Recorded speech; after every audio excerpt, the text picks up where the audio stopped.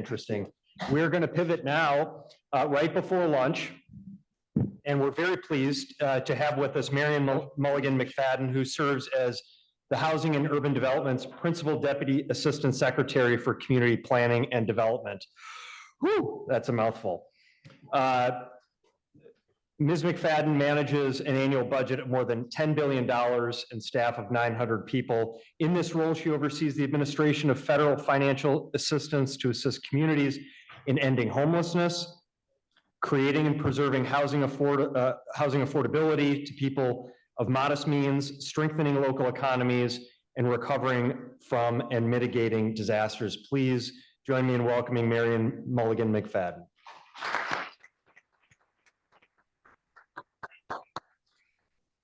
Hi, everyone. Thank you for the introduction. I think that was Steve. If it was, always great working with you. If it wasn't, I apologize. It's hard to see, given that I wasn't able to make it to Oregon this week. I wish that I could, but I was out in Washington last week, so it was just going to be too much. But I cherish the opportunity to talk with you all about HUD's support for disaster recovery, and I'm so glad that so many folks were able to get together today. So as you heard, we provide a variety of grants across the country. It's a total, of about $10 billion annually for affordable housing, community development, and ending homelessness. We also have a growing portfolio of congressionally directed spending grants, earmarks, where Congress picks the projects and then HUD provides the funding. But really the tail wagging the dog in my office is the tens of billions of dollars that we get for long-term recovery. I myself first started working in disaster recovery after 9/11, so it's been more than 20 years now. I really considered myself privileged to play just a small part working in the Office of General Counsel, supporting HUD's first multi-billion-dollar award for recovery in Lower Manhattan. Fast forward a decade later, I was able to serve as Chief Operating Officer and Acting Executive Director of the Hurricane Sandy Rebuilding Task Force. It was there that I absolutely fell in love with policymaking and wanted to be part of strengthening disaster recovery programs as well as supporting the day-to-day work. So I left HUD and went to the nonprofit sector in part to be able to speak my mind about what we need to do to strengthen the program so that they're meeting congressional intent of supporting communities even better. So truly working to improve disaster recovery has been infused in every aspect of my career in the public and private sectors over the last couple of decades. But one of the things that I've learned working with communities impacted by fires, by floods, hurricanes, strong winds, tornadoes, et cetera, earthquakes, everybody wants the same thing. Everybody wants to have a safe community to live in, and particularly a safe and secure place to call home. I know that I am talking to people who know all too well what it means to be in a community where not everyone has that. 21 individual fires consuming more than 1.2 million acres, 40,000 people evacuating, and more than 4,300 homes destroyed.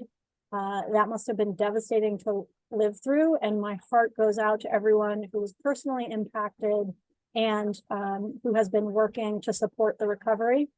It was the most destructive sequence of wildfires in Oregon's history, and I know that it must have been devastating to go through. So truly, my heart is with you all, and I want to say thank you for the hard work that you're doing on the long-term recovery. I think long-term recovery is well named. So for those 2020 fires, we were not able to provide funding until 2022. But then HUD came forward with $422 million in funds to support recovery and help rebuild communities.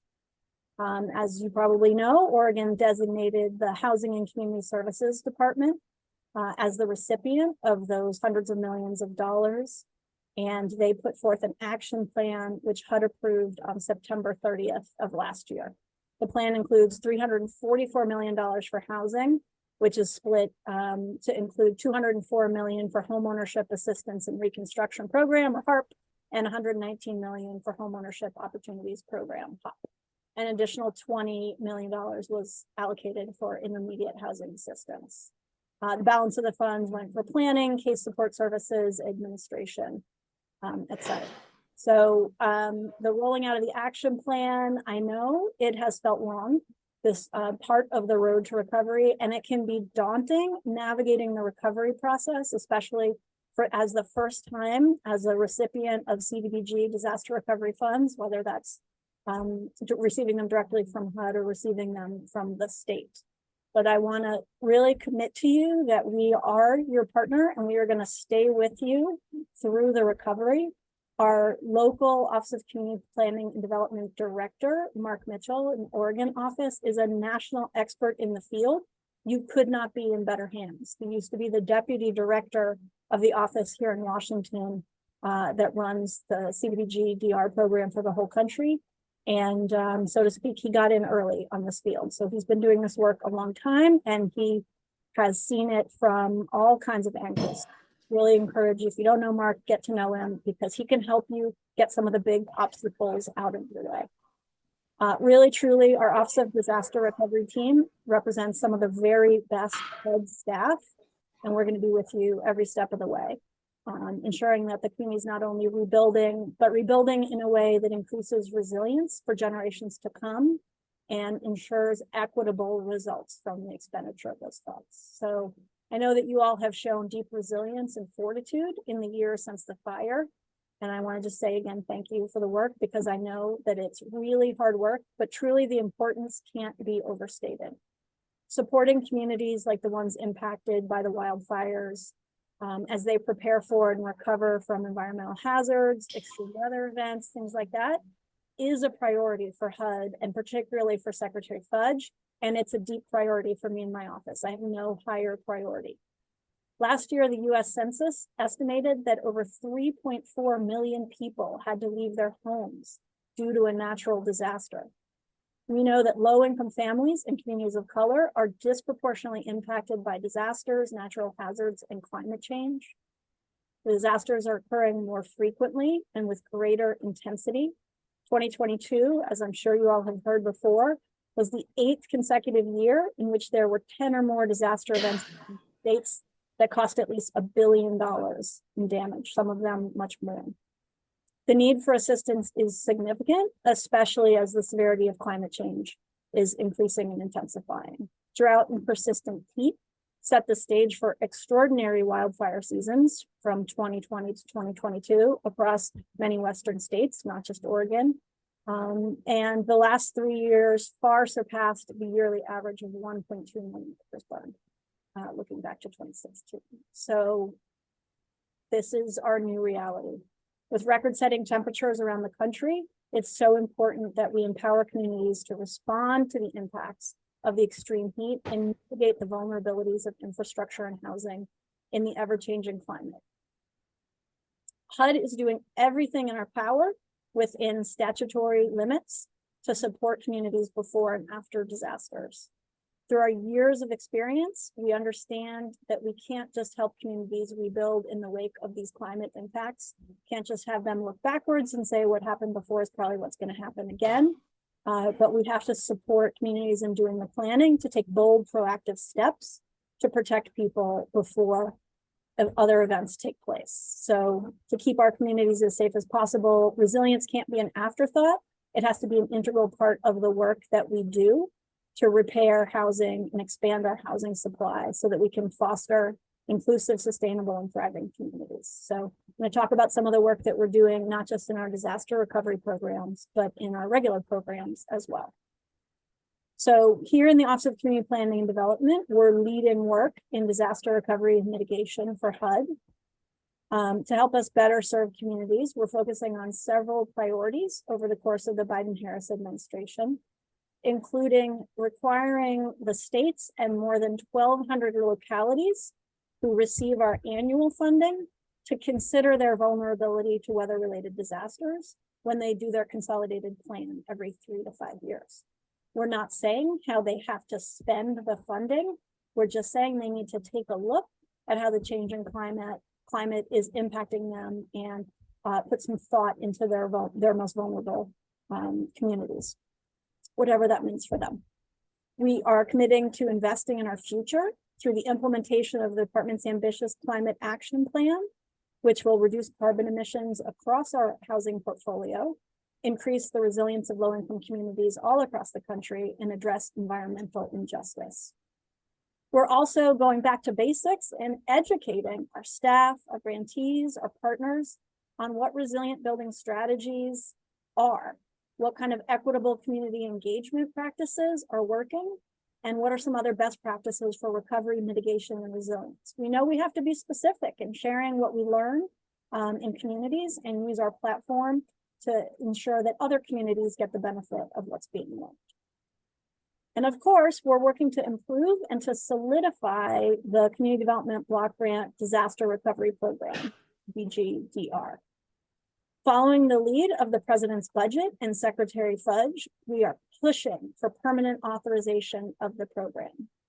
The way that it works now, there is no assistance until after a disaster or series of disasters, Congress makes special appropriations. But because there's no permanent statute or regulations, then we kind of have to go back to the drawing board and create a series of requirements for the program, a long stack of waivers in the Federal Register, and it becomes unyielding, especially for communities that are administering multiple grants from us. So we're saying, come on, Congress, please give us a permanent program.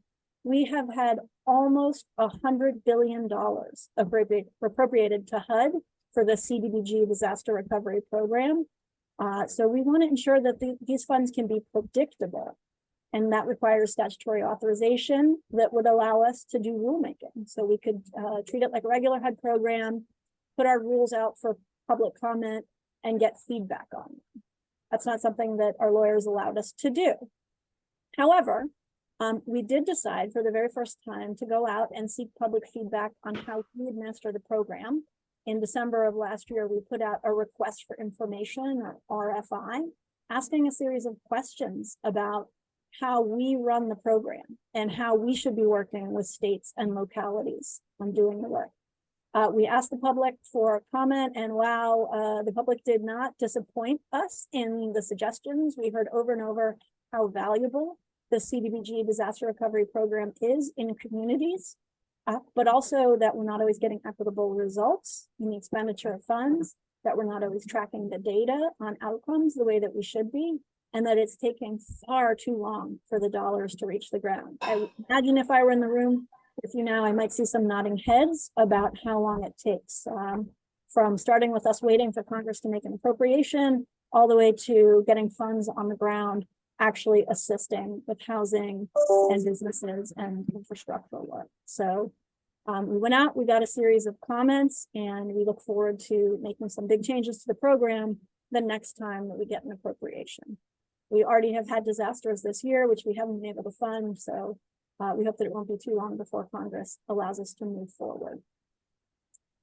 Also, we put out a citizen participation and equitable engagement toolkit to support jurisdictions and working on the ground to ensure that you're identifying all the needs of your communities. We did a community resilience toolkit with comprehensive guides on practical interventions. So examples of things like mitigating extreme heat through the installation of cool roofs, increasing protection from flooding, wildfires, and landslides through smart investments in nature-based solutions, etc.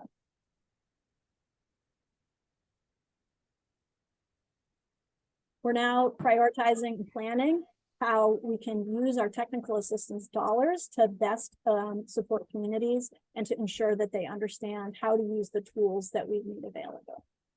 The comment period for how we can improve the program is closed, but we always read the letters that we receive. We always are interested in feedback from communities that are living through disasters. So please do not hesitate to reach out to the field office in Oregon or to us in headquarters anytime you have thoughts about how this could be done better. We welcome them. This is what we are committed to doing right now. And you don't need an invitation to tell us what's going on and how we can do better. It was a really exciting development that we were able to put out a new program called the RUSH program. And this is short for Rapid Unsheltered Survivor Housing. So for the first time after Hurricane Ian, we were able to use new authority to provide assistance to benefit people who were either experiencing homelessness or at risk of homelessness when a major disaster occurred.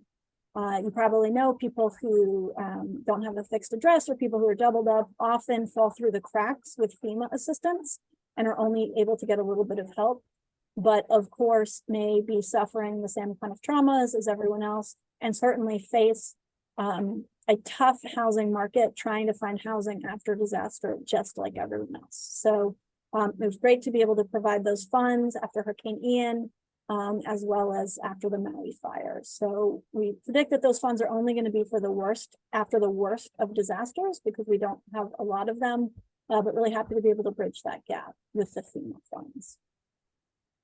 Doing other climate-related work here at HUD and in our office, we have ongoing policy making related to energy efficiency standards for new construction and for federal flood risk management.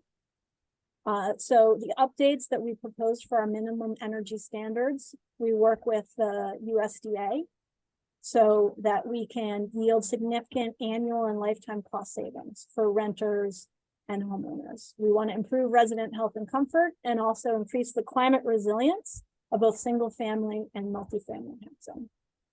And in response to the president's executive order to improve federal flood risk management in support of our climate action plan, we issued a proposed rule to revise regulations governing floodplain management. And under the proposed rule, we said that we would adopt a client science informed approach, which we call CISA, to redefine the floodplain for HUD programs, increase elevation requirements for new construction and substantially improve structures in some areas, and ensure residents are aware of and prepared for potential flooding by strengthening the notice standards for buyers and renters in floodplains. This is critically important because floods cause an extraordinary number of deaths each year and are the costliest type of disaster. Without implementation of standards to improve flood elevations, HUD investments would be at greater long-term risk with costlier future recovery efforts when flooding occurs.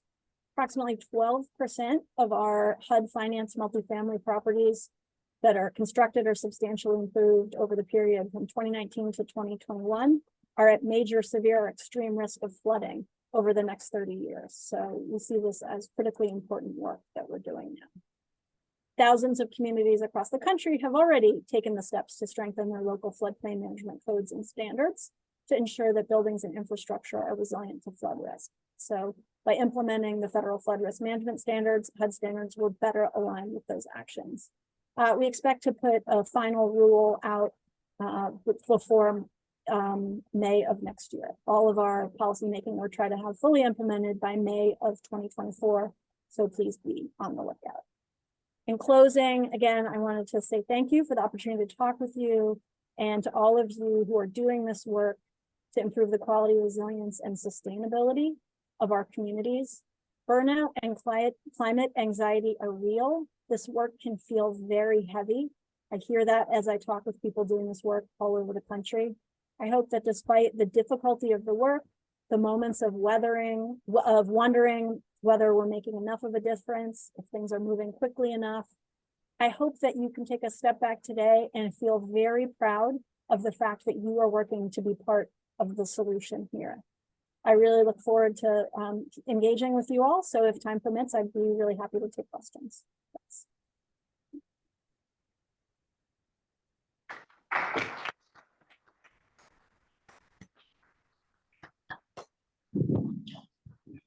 Marion, thank you for those comments. And we know you need to leave in a minute. And I think we just have a couple minutes before there's a revolt in the room because we've had people patiently waiting for almost 3 hours for a break. But I want to see, do you have a minute just to see if there are any questions in the room? Absolutely. Great. Any questions? Right back here. Okay, can we get a mic?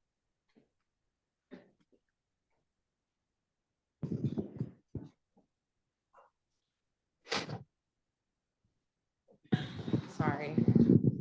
Hi, my name is Karen Wheeler-Clay. I'm the director of the Jackson County Community Long-Term Recovery Group for the 2020 Almeda and South Obachane fires.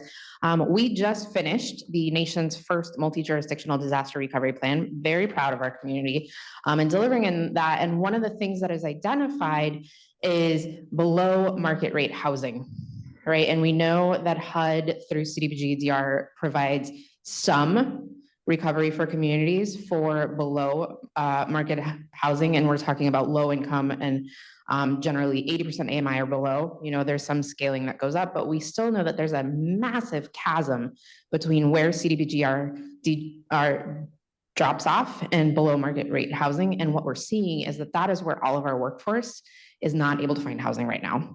And as we are looking at a recovery coming back, I know there's some discussion about middle income tax housing credits. Do you know where that has gone? Because more and more communities are going to be impacted by these disasters, and having workforce rapidly rehoused means they're able to help their neighbors continue to recover. Thanks. Great question. It is so important that we have housing available for folks at every level of income, so that we have less squeeze for folks who are making the least amount. But that means we need to be supplying housing at every level. We know that we're at least 1.5 million units short across the country. Some estimates are twice that, some estimates are 3 times that. So it is really important. I think that you might be asking about the middle income housing tax credit legislative proposal, or MyTech. And perhaps you would like to, if you still have your delegation coming later in the conference, perhaps it might be something you'd want to talk to them about. I have not seen a lot of movement on that currently from the Congress, but I think it's really important to have that conversation about subsidizing the market so that it pencils out to provide housing for all income levels.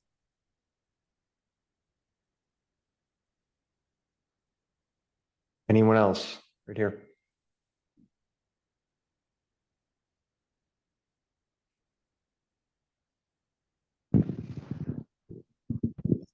Hi, Marion. I'm Larry Rupp from Marion County Economic Development. And I was kind of curious about what's going on in Washington, D.C. for the next appropriation cycles for disaster recovery. We saw some of that come down through an appropriation. And as you've been talking about this CDBG-DR program, do you think it's going to create a much more streamlined conduit than, say, the community program funding, or for these direct as streamlined as a direct appropriation would through the DR program? Great question. Thank you. So I think it's too soon to know exactly what's going to happen. We have been pushing for a permanent authorization and a way of having money on hand so that we can provide funding really quickly, the way FEMA does. And so communities can know how much long-term recovery funding will be coming to them very quickly after a major event happens. But I don't think that we have enough critical mass right now that we're going to see that fully enacted. So my guess is that we will see another supplemental appropriation for CDBG-DR before we get to any kind of permanent authorization. We have seen a lot more interest this year on the Senate side for long-term disaster recovery authorization. The House previously passed it 2 times years ago. The House leadership has changed a little bit since that happened, but once under Democratic controlled Congress and once under Republican controlled Congress. So we do know that there is a lot of bipartisan support for the concept of strengthening the way that we do this. And we even had the Congress Government Accountability Office and the HUD Office of Inspector General recommending permanent authorization as a way to strengthen the program. So all the folks who need to be at the table are there. I just don't think we're going to see a quick resolution, but I hope I'm wrong. One more question. I just wanted to give Mark Mitchell an opportunity to raise his hand. Not sure if he wanted to introduce himself, but he's our representative from HUD, so everybody want to put a face with a name. Thank you. Hey, Mark. Yeah, Nice to meet y'all. I've been here about a year. And again, as Marion mentioned, I was Deputy Director of Disaster Recovery, but my roots here are long, so I've been wanting to come here. But we're here. This is also Todd Atkins, and he is the Senior CPD representative that actually will be working directly with the grant. Thanks. Thank you. Thank you, Marion, and to our HUD representatives. Let's give another round of applause. Thank you all.